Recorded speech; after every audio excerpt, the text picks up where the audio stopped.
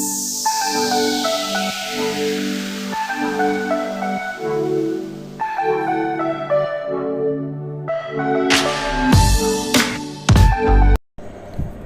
Channel মুনমুনস video and শর্টসে তোমাদেরকে স্বাগত।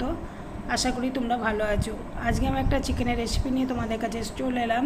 প্রথমেই দেখো চিকেনটাকে ম্যারিনেট করে নিচ্ছি। 1 চামচ নুন দিলাম, 1 চামচ কাশ্মীরি লাল লঙ্কা গুঁড়ো দিলাম, 1 চামচ গোলমরিচ গুঁড়ো দিলাম, 1 চামচ দিলাম আদা রসুনের পেস্ট আর টক দই 2 চামচ দিয়ে ভালো করে চিকেনটাকে ম্যারিনেট করে আধ ঘন্টা রেখে দেবো।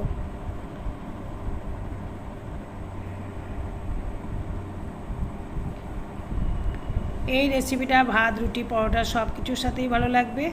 আর এই রেসিপিটা একদমই রেস্টুরেন্টের স্টাইলে দুর্দান্ত খেতে হয়। তোমরা স্কিপ করো না, ভিডিওটা পুরোপুরি দেখতে থাকো। আমি চিকেনটাকে ভালো করে ম্যারিনেট করে নিলাম, আধ ঘন্টা রেখে দেবো। আধ ঘন্টার পর ফিরে এসেছি। এরপরে আমি চিকেনের সাথে আরও 2-1টা জিনিস মাখিয়ে নেব। এখানে একটা ডিম ফেটিয়ে নিয়েছি। ডিমটাকে আমাকে প্রথমে দিয়ে দিতে হবে। ডিমটা দিয়ে ভালো করে মেখে নেব ঠিক আধ ঘন্টার পর। দেখো ভালো করে ডিমটা দিয়ে মাখিয়ে নিচ্ছি।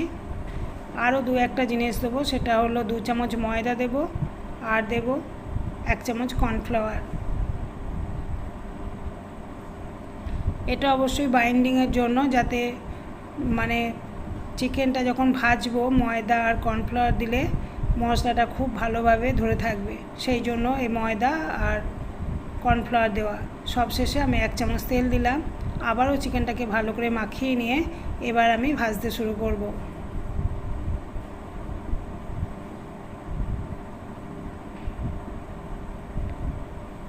দেখো কড়াইতে তেল বসিয়ে দিয়েছি, এবার চিকেনগুলো পরপর ভেজে নেবো, তাহলে তোমরা দেখতে থাকো।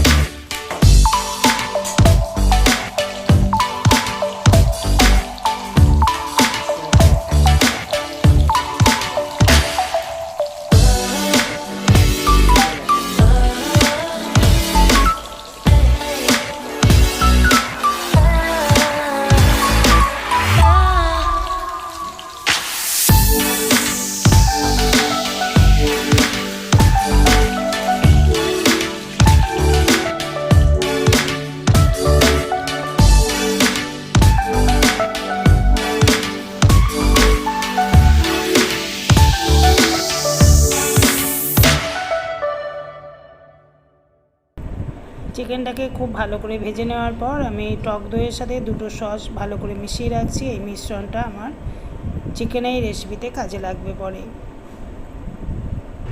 এখানে রসুন কুচি নিয়েছি, অনেকগুলো কারি পাতা নিয়েছি আর 6টা কাঁচা লঙ্কা চিড়ে নিয়েছি। প্রথমে রসুন কুচিটা হালকা করে ফ্রাই করে নেব। যে তেলটায় আমি চিকেনটা ভেজেছিলাম সেই সেই তেলেই রেসিপিটা করছি। হালকা গোল্ডেন কালার করে রসুনটা ভেজে নেওয়ার পর আমি কারি পাতাগুলো ভেজে নেব। তারপরে কাঁচা লঙ্কাটা দিয়ে দেবো। কাঁচা লঙ্কাটা দিয়ে 1 থেকে 1.5 মিনিট নাড়াচাড়া করে নিলেই হবে।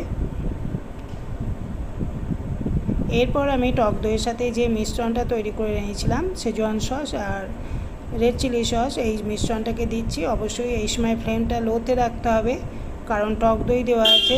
হাই ফ্লেমে দিলে টক দইটা কেটে যাওয়ার সম্ভাবনা থাকে। আমি যেভাবে এই রেসিপিটা বানাচ্ছি তোমরা এইভাবেই চেষ্টা করো। ভিডিওটা সম্পূর্ণ দেখো, স্কিপ করো না, তাহলে বুঝতে অসুবিধা হবে।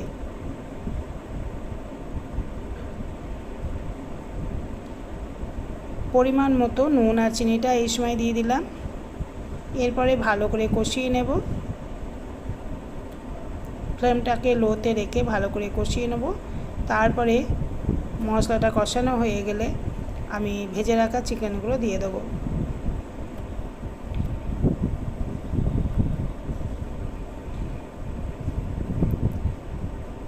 চিকেনটা দেওয়ার পর 3 থেকে 4 মিনিট ভালো করে নাড়াচাড়া করে নিলেই হবে, আর ঢাকা দেওয়ার দরকার নেই, যেহেতু চিকেনটা ভালো করে ভাজা আছে সেই জন্য।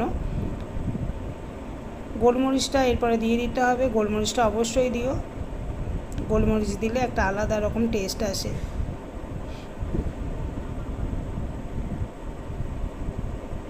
এখানে আমি 1 চামচ গোলমরিচ দিলাম, ভালো করে গোলমরিচটা মিশিয়ে নিচ্ছি চিকেনের সাথে। সবশেষে আমি 1 চামচ কর্নফ্লাওয়ার জলে গুলে দিয়ে দেবো। আর এই তিল দিচ্ছি 1 চামচ, তিলটা শুধু গার্নিশের জন্য। এখানে তিলটা দিলে টেস্টে কোনো হেরফের হবে না, দেখতে ভালো লাগবে, সেই জন্য আমি এখানে 1 চামচ তিল ব্যবহার করলাম। তিলটা অবশ্যই আমি রোস্ট করে দিয়েছি।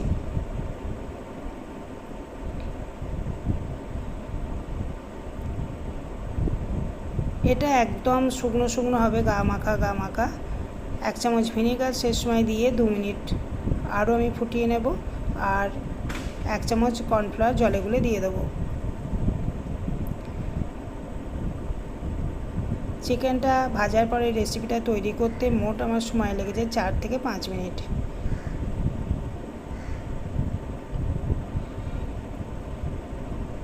এই রেসিপিটা যে কোনো ধরনের রাইস, রুটি, পরোটা সব কিছুর সাথেই ভালো লাগবে। তোমরা অবশ্যই বাড়িতে ট্রাই করো। যারা যারা আমার সাথে রয়েছো তাদেরকে অসংখ্য ধন্যবাদ। আর যারা নতুন এসেছো, যদি রেসিপি পছন্দ হয় অবশ্যই লাইক, শেয়ার, কমেন্ট করে আমার পাশে থেকো, এটা আমার